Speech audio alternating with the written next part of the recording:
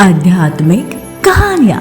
नमस्कार दोस्तों, स्वागत है आप सभी का एक बार फिर से आपके अपने पसंदीदा YouTube चैनल आध्यात्मिक कहानियों में। दोस्तों, अभी तक आपने सुना किस तरीके से सुग्रीव का अभिषेक किया जाता है। जी हाँ, वो एक राजपाट संभालने के लिए अपने राज चले जाते हैं। आगे की कहानी शुरू करते हैं, जिसका शीर्षक है हनुमान सुग्रीव संवाद। चलिए कहानी शुरू करते हैं। पवन कुमार हनुमान शास्त्रविद, नीतिज्ञ और सूझबूझ वाले मनीषी थे। कब क्या करना चाहिए और क्या नहीं जैसी बातों का उन्हें अर्थात ज्ञात था। बातचीत करने की कला में वे निपुण थे। उन्होंने देखा आकाश निर्मल हो गया है। अब ना तो बादल ही दिखाई पड़ते हैं और ना ही बिजली चमकती है। वर्षा ऋतु समाप्त हो गई है।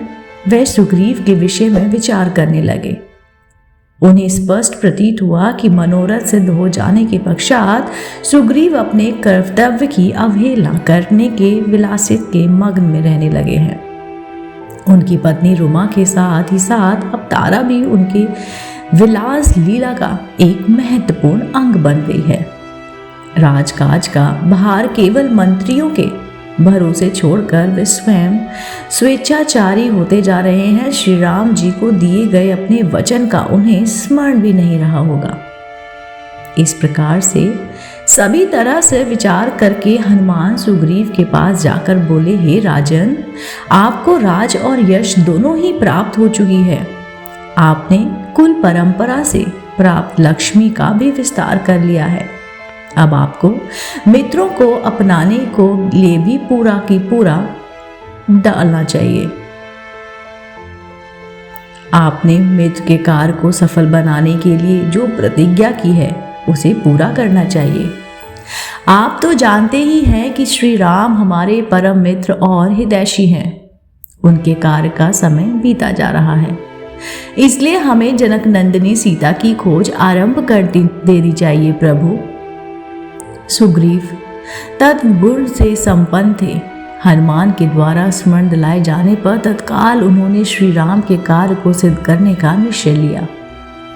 उन्होंने नीलकमल नामक कुशल वानर को बुलाकर आज्ञा दी, हे नील, तुम ऐसा प्रयत्न करो कि जिससे मेरे संपूर्ण सेना शीघ्र यहाँ एकत्रित हो जाए।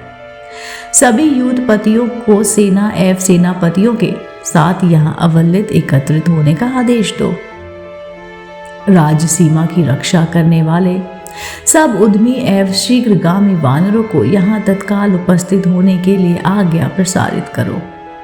सभी को सूचित कर दो कि जो भी वानर 15 दिन के अंदर यहाँ बिना किसी अपरिहार्य कारण के उपस्थित नहीं होगा, उसे प्राण दंड दिया जाएगा। ऐसा प्रबंध कर सुग्रीव अपने महलों में चले गए।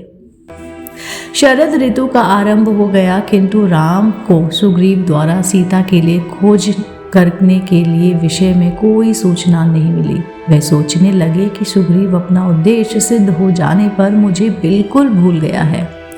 ऐसा प्रतीत होता है कि अब सीता को पाने की कोई आशा शेष नहीं रह गई है। ना जाने सीता पर कैसी विपत्ति आई होगी। राजहंसों के शब्दों को सुनकर निंद्रा त्याग करने वाली सीता ना जाने अब कैसे रह रही होगी।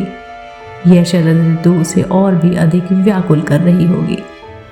यह सोचते हुए राम सीता को स्मरण करके विलाप करने लगे।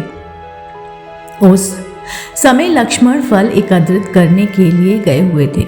जब लक्ष्मण फल लेकर समीप पर्वती वाटिका से लौटे तो उन्होंने अपने बड़े भाई की अवस्था पर दृष्टिपात किया। लक्ष्मण को देखते ही उन्होंने निश्चय कर लिया और कहा, हे लक्ष्मण, पृथ्वी को जल प्लावित कर देने वाले गरजते बादल अब शांत होकर पलायन कर गए हैं। आकाश निर्मल हो गया है। चंद्रमा, नक्षत्र और सूर्य की प्रभा पर शरद ऋतु का प्रभाव स्पष्ट दृष्टिगोचर होने लगा है। हंस मान सरोवर का परित्याग कर पुनः लौट आए हैं और चक्रवातों के सामने सरिता के रेतीले तटों पर क्रीड़ा कर रहे हैं। वर्षा काल में मंदोमन होकर नृत्य करने वाले मोर अब उदास हो गए हैं। सरिता की कल कल करती वेगमयी गति अब मंद पड़ गई है।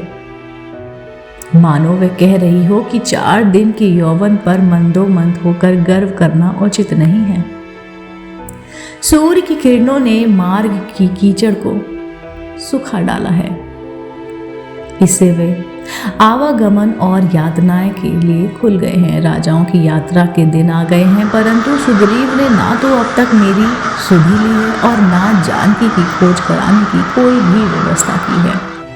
वर्षा काल के ये 4 माह सीता के वियोग में मेरे लिए 100 वर्ष से भी अधिक लंबे हो गए हैं, परंतु सुग्रीव को मुझ पर अभी तक दया नहीं आई।